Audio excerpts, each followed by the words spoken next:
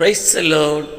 அன்றியும் அருள் மோசேயை நோக்கி, எகிப்திலே பிரேத குழிகள் இல்லை என்றால் வனாந்தரத்திலே சாகும்படிக்கு எங்களை கொண்டு வந்தீர் என்று சொல்லி யாத்ராகம் 14ஆம் அதிகாரம் 11ஆம் வசனத்தில் இஸ்ரவேலர்கள் மோசேயிடத்தில் முறையிடுகிறதை நாம் பார்க்கிறோம்.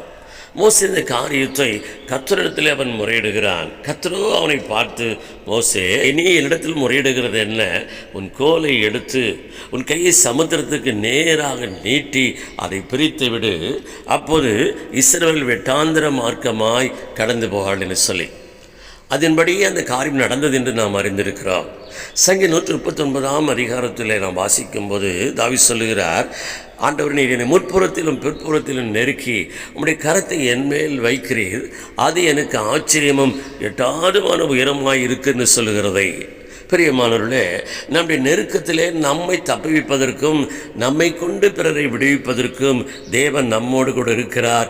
எல்லா சூழ்நிலைகளிலும் நம்மோடு கூட அவர் இருக்கிறார்.